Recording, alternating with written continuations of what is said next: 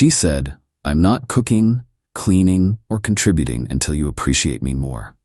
I said, "I appreciate the clarity." Then I hired a housekeeper who moved into the spare room and actually paid rent. The eviction notice I served her listed non-contributing tenant as the reason. Original post: I, 38 male, have been with Natalie, 35, for 4 years. We moved in together 2 years ago into my house, and yes, it's my house, inherited from my grandmother, fully paid off, solely in my name. This detail matters. When Natalie moved in, we agreed she'd contribute $800 a month toward utilities and groceries since she wasn't paying rent. She had a decent job as a marketing coordinator, made about $65K a year. I made $95 as a project manager. Life was good, or so I thought. 6 months ago, things started changing. She'd forget to transfer her monthly contribution, stopped cooking the 3 nights a week we'd agreed on. The house became messier because she'd stopped doing her share of cleaning. When I brought it up, she'd get defensive. "You're keeping score? That's toxic, Daniel." "I'm not keeping score. I'm asking you to do what we agreed." Relationships shouldn't be transactional. Meanwhile, I'm paying the property taxes, insurance, all repairs, most groceries, and doing 80% of the housework. But sure, I'm the toxic one. 3 weeks ago it came to a head. I came home from a brutal 12-hour day to find her on the couch, wineglass in hand, watching Netflix. Dishes piled in the sink, her breakfast and lunch, laundry overflowing, mostly hers, and she hadn't even started dinner despite it being her night. "Hey, what's for dinner?" I asked, trying to stay calm. She paused her show, looked at me with this expression like I'd asked her to solve world hunger, and said, "I'm done, Daniel. I'm not cooking, cleaning, or contributing financially until you appreciate me more. You take me for granted." I stood there, exhausted, looking at this woman who hadn't contributed her share in 3 months, and something just clicked. "I appreciate the clarity," I said. She smirked, thinking she'd won. "Good. Maybe now you'll understand my value." "Oh, I do, completely." That weekend, while she was at her sister's, I made some changes. Update 1. So after Natalie's declaration of independence from adult responsibilities, I did some math. Her $800 a month she hadn't paid in 3 months equals $2,400. The cooking, cleaning, general household maintenance I'd been covering solo, priceless, but also replaceable. I posted an ad, room for rent in nice house, $600 month, utilities included. Bonus, reduced rent if you're willing to help with household duties. Got tons of responses. One stood out. Maria, a 52-year-old woman who'd just divorced and needed a fresh start. She was a professional housekeeper at a hotel chain, looking for evening work too. We met for coffee. "So here's the deal," I explained. "Room for $600, but if you're willing to cook 3 nights a week and help with cleaning, I'll drop it to $400. Her eyes lit up. "I love cooking, and cleaning is literally my job. When can I move in?" "This weekend work?" When Natalie came back Sunday evening, Maria was already moved into the spare bedroom, her stuff neatly organized. I was in the kitchen helping Maria prep meal ingredients for the week. Natalie walked in and froze. "Who is this?" "This is Maria, our new housemate." "Maria, this is Natalie." "Housemate? Daniel, what the hell?" "Well, you said you weren't contributing anymore. I needed help with the house. Maria's helping with cooking and cleaning, plus paying rent. Win-win." Natalie's face went through about 12 emotions. You can't just move someone in without discussing it. You're right. Kind of like how you can't just stop contributing without discussion. But here we are. Maria, bless her, just smiled and continued chopping vegetables. "I'm making lasagna tonight. There's enough for everyone." "That lasagna? Restaurant quality." Natalie ate it in angry silence while Maria and I discussed meal plans for the week. Later that night, Natalie cornered me in our bedroom. "This is insane. You moved a stranger into our house to make a point?" "My house," I corrected. "And she's not here to make a point. She's here because she pays rent and actually contributes. Unlike some people." "Are you seriously comparing me to the maid? Housekeeper?" "And she's also a tenant who pays on time, so no, the comparison wouldn't be fair to Maria. She slept on the couch that night. Her choice." Update 2. The next 2 weeks were interesting. Maria was everything Natalie wasn't. House was spotless. Meals were incredible. This woman could make a gourmet feast out of leftovers. She'd quietly go about her business, humming while she worked, genuinely happy. Meanwhile, Natalie was losing her mind. She'd come home to find Maria and me eating dinner together, laughing about something from our days. "Oh, don't let me interrupt your date," she'd say acidly. "It's not a date," I'd respond. "We're just two contributing members of the household enjoying a meal one of us cooked." Tuesday of week 2, Natalie tried to assert dominance, started leaving her stuff everywhere, making messes deliberately. Maria just cleaned around them, leaving Natalie's things in neat piles outside her bedroom door. We'd moved Natalie to the smaller guest room since Maria was paying for the larger spare room. "Your girlfriend seems upset," Maria mentioned while making breakfast. "Ex-girlfriend," I corrected. "Oh, since when?" "Since she decided being an adult was too much work." Natalie overheard and stormed in. "We're not broken up, we're working through issues." "What work are you doing exactly?" I asked. Because from where I'm sitting, Maria's doing all the work. That's when Natalie made her first mistake. She turned on Maria. "You think you're so special? He'll get tired of you too, honey. Hope you're not getting too comfortable." Maria, this wonderful woman, just smiled. "I'm very comfortable, actually. The room is lovely, rent's affordable, and Daniel's a respectful landlord. Why would I leave?" "Landlord? Is that what he's calling himself?" "Well, that's what someone who owns a house and rents rooms is called," Maria said pleasantly, then turned to me. "Daniel, I found this great recipe for Thursday. Mind if I use the good cookware?" "Use whatever you need." Natalie glared at us both and stomped off. But I knew she was planning something. Her sister Jenna started texting me about how I was emotionally abusing Natalie by replacing her with hired help. Thursday morning, I found out what Natalie's plan was. Update 3. Thursday started with drama. I woke up to Natalie on the phone with someone, speaking loudly enough to wake the whole house. "Yes, officer? I'm being illegally evicted from my home. My boyfriend moved another woman in and is trying to force me out." "Yes, I've lived here for 2 years. No, I'm not on the lease, but I have tenant rights." "Really?" She was really going there? 30 minutes later, 2 cops showed up. Natalie had put on quite the performance, tears, shaking, the works. "Sir, we received a complaint about an illegal eviction." "No eviction happening, officers. She's free to stay as long as she wants." Natalie's face fell. "But he moved another woman in." "A paying tenant," I clarified, showing them Maria's rental agreement. "The house has 3 bedrooms. My girlfriend decided she no longer wanted to contribute financially or otherwise, so I rented out the spare room." The younger cop looked confused. "So, you're all living here together?" "Yep, she's welcome to stay. She just has to live with the consequences of her choices." The older cop, who'd clearly seen everything, turned to Natalie. "Ma'am, unless he's preventing you from entering or removing your belongings, there's no illegal eviction. He can rent rooms in his own house, but he's trying to replace me. That's a relationship issue, not a legal one."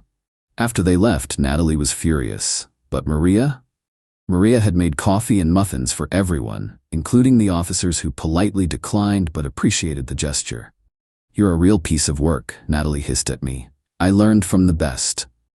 That afternoon, while I was at work, Natalie made her second mistake. She tried to intimidate Maria. According to Maria and my security cameras, Natalie got in her face, called her a pathetic old woman desperate for male attention, and suggested she watch her back. Maria just laughed. "Honey, I raised 3 kids and survived a 20-year marriage to a narcissist. You don't scare me. Now excuse me, I need to start dinner prep." When I got home and saw the footage, I'd had enough. I called my lawyer buddy Ricardo. "Can I evict her?" "She's not a tenant, right? No lease, no rent payments?" "Correct. Actually, she owes me about $2,400 in back contributions we'd agreed on." "Then she's a guest. In most states, you can ask a guest to leave with reasonable notice. If she's threatening other tenants, though." That night at dinner, Maria made incredible fish tacos. I handed Natalie an envelope. "What's this?" 30-day notice to vacate. You're no longer welcome as a guest in my home." She opened it, read it, and laughed. "You can't evict me. I have rights." As Ricardo explained, that's his law firm on the letterhead. You're a guest who's worn out their welcome. You have 30 days. I'll fight this. With what money? The money you haven't been contributing for 3 months? Update 4. The eviction notice lit a fire under Natalie's entitlement. She went from 0 to nuclear in 24 hours. First, she called my mom. My mom, crying about how I was throwing her on the street and choosing a random woman over our relationship. Mom called me, concerned. Daniel, Natalie says you evicted her? Mom, she stopped contributing anything 3 months ago, announced she wouldn't cook, clean, or pay anything until I appreciated her more, and I gave her 30 days notice. That's not throwing her on the street. She said you moved another woman in? A paying tenant who actually helps around the house. Long pause. The house Grandma left you? The very same. Good. Grandma would have kicked her out after month 1 of no rent. God, I love my mom. But Natalie wasn't done. She started a social media campaign, posted everywhere about how I was a textbook narcissist who financially abused her by making her pay to live with her boyfriend and then discarded her for a younger model. Couple problems with her narrative. 1. Maria was 17 years older than her. 2. I had screenshots of our original agreement about contributions. 3. Several mutual friends had heard her bragging about how she trained me to stop asking for money. Her post backfired spectacularly. Comments ranged from, "Wait, you lived rent-free in his house?" to, "So you stopped contributing and you're surprised he got help?" Best comment came from my buddy Victor. "Natalie, you literally told me 2 months ago you were winning because he stopped asking for rent money. This you?" With a screenshot of her text to him. She deleted the post within hours. Friday morning, Natalie made her third and fatal mistake. She tried to sabotage Maria's immigration status. Yeah, she went there. Called ICE claiming Maria was illegal and stealing American jobs. Plot twist. Maria was born in Ohio. Her parents immigrated from Guatemala in the 60s. She was as American as apple pie, just happened to be bilingual. When ICE showed up, yes, they actually came, Maria handled it like a champion. Showed her documents, explained the situation, and even offered them some fresh-baked cookies. The agents were apologetic and annoyed about the false report. "Happens more than you'd think," one said. "People weaponizing us for personal disputes." I'd been at work but came home immediately when Maria called. Found Natalie in the living room, smirking. "Problem, Daniel? You called immigration on a U.S. citizen because you're jealous. I didn't know she was legal." "You didn't know she was legal? She's from Cleveland. She speaks Spanish. So does my high school Spanish teacher. Should we deport Mr. Henderson too?" That's when I made a decision. Ricardo had mentioned something about false reports and harassment. Time to document everything properly. Update 5. That weekend, I installed more security cameras with proper notice to all residents, of course. Natalie was spiraling, and I wanted everything documented. Saturday, she changed tactics. Suddenly, she was sweet Natalie again. Made breakfast, first time in 4 months, cleaned the bathroom, even did laundry. Then came to me with tears in her eyes. "Danny, I'm sorry. I see now how wrong I was. Can we start over?" "Sure. Pay the $20,400 you owe, start contributing going forward, and find somewhere else to live in 25 days. The mask dropped instantly. "You're really going to throw away 4 years over money?" "No, I'm throwing away 4 years over respect, accountability, and basic adulting. The money's just a symptom." She tried to seduce me that night. Came to my room in lingerie I'd bought her last Valentine's. "Remember how good we were together?" "Were we though? Because I remember me doing most of the work while you complained it wasn't enough." "That's not fair. Your contribution spreadsheet would disagree." "Oh wait, you don't have one because you contributed nothing." She left, slamming the door. Maria texted from her room. "You okay?" Heard doors slamming. "All good, sorry if we woke you." "No worries, made extra breakfast burritos for tomorrow. They're in the fridge." See the difference? Sunday brought Natalie's sister Jenna and their mom, Patricia. They showed up uninvited for an intervention. "Daniel," Patricia started, "you're destroying my daughter over petty household chores." Maria, who was in the kitchen, spoke up. "Would you like some coffee? I just made a fresh pot." Patricia ignored her. "This is what I'm talking about. You've hired help to replace my daughter? I've rented a room to someone who pays rent and happens to be helpful, unlike your daughter who pays nothing and creates more work." Jenna jumped in. "Natalie's going through a hard time. She deserves support." "What hard time? She has a job, no kids, no sick relatives, no major responsibilities except being a basic functioning adult." "She's depressed," Jenna announced. "About what?" I asked. Having to contribute to the household she lives in? Natalie started crying. You see, he doesn't even care about my mental health. I cared for 3 years while you contributed. Funny how the depression only started when I asked you to pay your share. Maria quietly left the room, but not before putting out a plate of homemade coffee cake. Even while being ignored and disrespected, she was gracious. Patricia tried guilt. We welcomed you into our family, and I welcomed your daughter into my home. Rent-free for 2 years. How much would that cost anywhere else? $1,500 a month minimum? That's $36,000 of free housing I provided. You're welcome. They left after an hour of circular arguments, but I knew this wasn't over. Monday, I got a call at work from my mortgage company. Someone had called claiming to be me, trying to add Natalie to the deed. They'd failed the security questions, thankfully. That was it. I called Ricardo. She tried to fraudulently add herself to my deed. That's identity theft, right?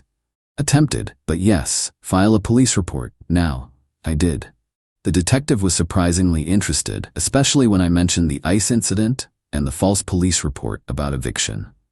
This is escalating behavior, she noted. You might want to consider a restraining order. Let me see how the next week goes first. That was my mistake. Final update. The last week of Natalie's notice period was pure insanity. Tuesday, she accidentally clogged all the toilets with too much toilet paper. Cost me $400 for an emergency plumber. Maria helped clean up without being asked.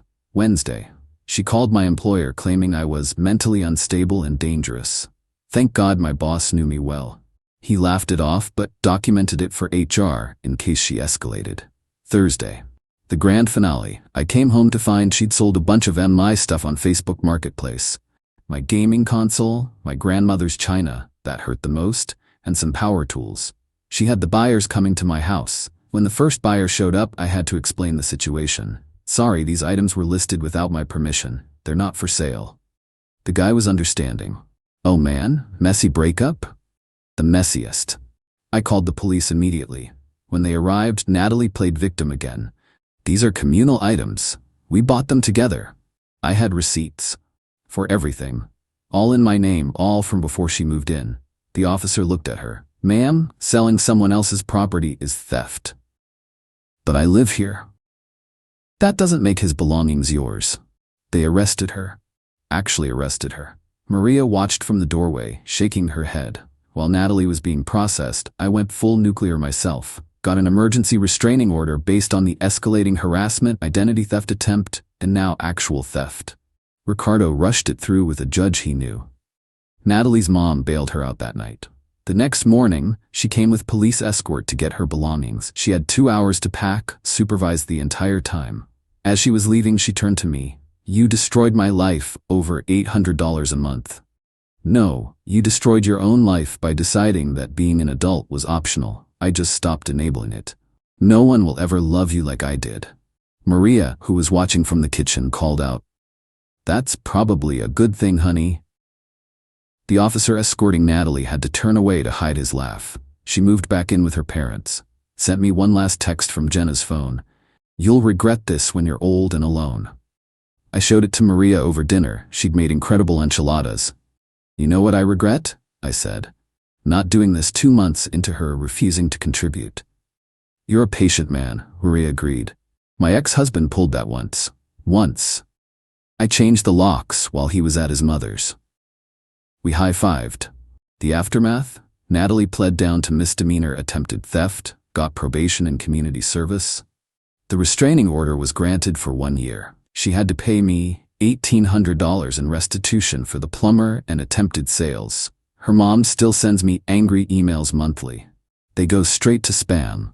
Jenna tried to date shame me on social media, posting that I was living with a woman old enough to be my mother. Maria's only 14 years older, but whatever. Maria responded with a photo of the amazing Thanksgiving dinner she cooked, captioned, "Grateful for roommates who pay rent." It got 500 likes. As for me and Maria, we're the best roommate situation ever.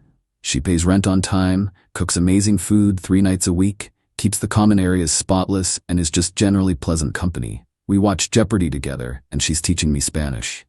Started dating someone new last month. Amy, a financial analyst who saw the whole Natalie drama play out on social media and messaged me, "Your ex sounds exhausting. Coffee?"